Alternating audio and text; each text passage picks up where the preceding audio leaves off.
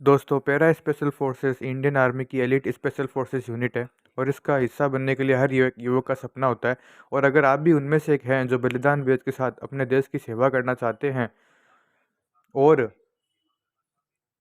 तो आज की वीडियो आपके लिए ही है, क्योंकि आज की वीडियो में हम देखेंगे कि कैसे एक नवयुवक पैरा कमांडो बनते हैं और कैसे एक पैरा कमांडो में आप आगे जा सकते हैं। तो वीडियो को अंत तक ज़रूर देखें।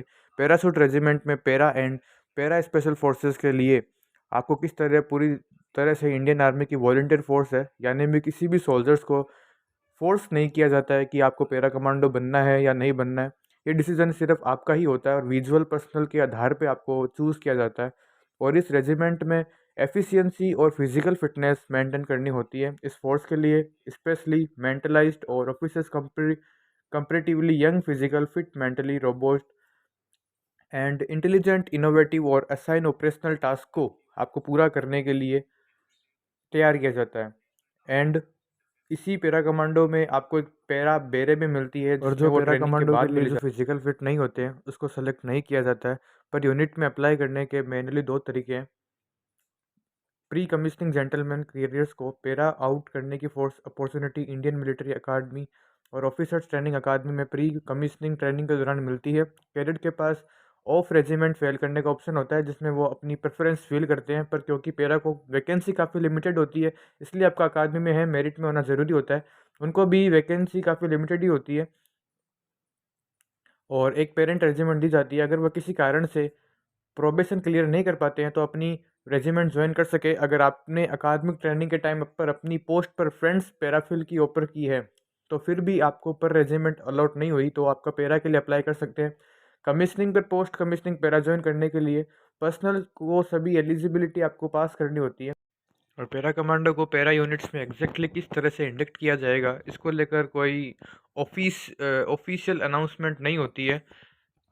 और पैरा वॉलंटियर फॉर्म फिल कर देने से कोई पैरा कमांडो नहीं बन जाता, बल्कि अभी तो असली सफ़र बाकी है, क्योंकि उसकी शुरुआत हुई है। पैरा कमांडो बनने से पहले किसी भी सोल्जर्स या ऑफिसर्स को डिफरेंट डिफरेंट टास्क पूरे करने होते हैं। और अगर किसी को भी डायरेक्टली अकादमी से पैरा लॉट हुई है या फिलहाल उसने अभी ज्वाइन की है तो पैरा इस वॉलंटियर, तो इसका मतलब है एटलीस्ट उसने पहले फेज को तो कंप्लीट कर लिया है।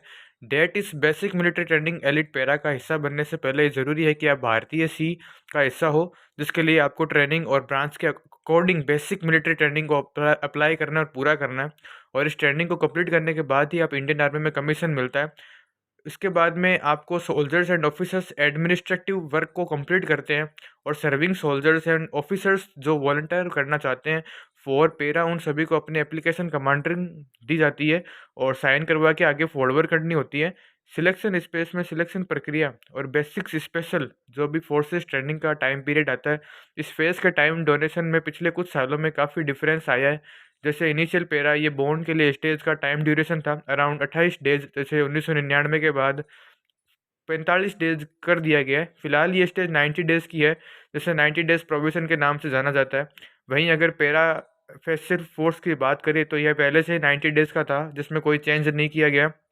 पर हाँ, यहाँ पर ये बताना ज़रूरी है कि पैरा स्पेशल फोर्स का प्रोबेशन पीरियड और intensity as per para unit differ करती है।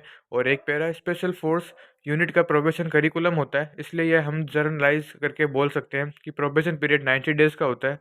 हाँ, कुछ पीरियड 18 डेज़ का भी होता है। पैरा स्पेशल फोर्स के लिए सिलेक्शन साल में 2 बार होती है। प्रोबेशन को प्रोबेशन पीरियड के दौरान कहीं एक्सट्रीम फिजिकल और मेंटल टेस्ट के थ्रू टेस्ट किया जाता है, जिसके कारण उसका ड्रॉप आउटलेट काफ़ी हाई है। और जो प्रोबेशनरी ड्रॉप आउट या एलिमिनेटर होता है, उन सबको उनकी पेरेंट रेजिमेंट में भेज दिया जाता है। वहीं जो प्रोबेशनरी डिफ़िकल्ट प्रोबेशन पीरियड को क्लियर करते हैं, उन्हें इंडियन आर्मी की पैराशूट रेजिमेंट में इंडक्ट कर लिया जाता है। एडवांस स्पेशल फोर्स ट्रेनिंग जो होती है, जिन्होंने स्पेशल फोर्स की जॉब किया गया है, उन सभी को पहले ए बोन या बोल सकते हैं या पैरा ट्रूपर्स के लिए क्वालिफाई करना होगा। वैसे तो यह भी ट्रेनिंग पॉलिसी है कि फिर भी ये सिलेक्शन प्रक्रिया होती है। सोल्जर्स को अलग अलग तरह की training parachute regiment training centre और स्पेशल फोर्स ट्रेनिंग स्कूल में दी जाती है। इसके अलावा पैरा कमांडोज को इंडिया के डिफरेंट ट्रेनिंग इंस्टीट्यूट में ट्रेनिंग दी जाती है। ज़्यादा जानकारी के लिए आप चैनल पर ऑलरेडी अपलोडेड इस वीडियो को देख सकते हैं और वीडियो को देख सकते हैं। धन्यवाद। बने रहिए डिफेंस ब्लॉग प्रवीण के साथ में।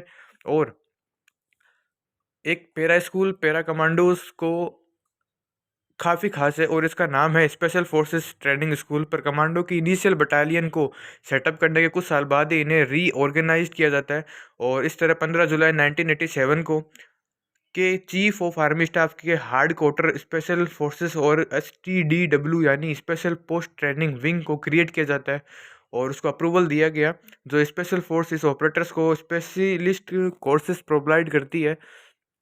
एक अकादमी या ट्रेनिंग इंस्टीट्यूट में पॉसिबल ना हो, दिसंबर 1987 में इस विंग को रीऑर्गेनाइज किया गया and SFFT special forces commandos को covert operations, reconnaissance and recce mission accounting insurance के लिए urban and jungle warfare institute and excoriation method और सरप्राइज एबूंस अटैक्स के लिए ट्रेन किया जाता है।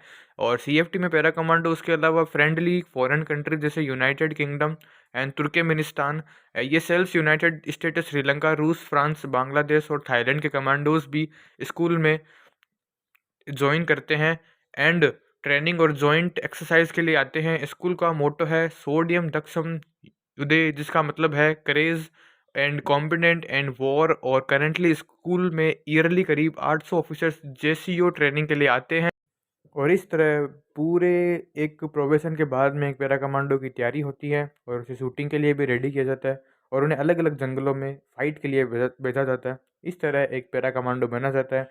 धन्यवाद। डिफेंस ब्लॉग प्रवीण के साथ बने रहिए।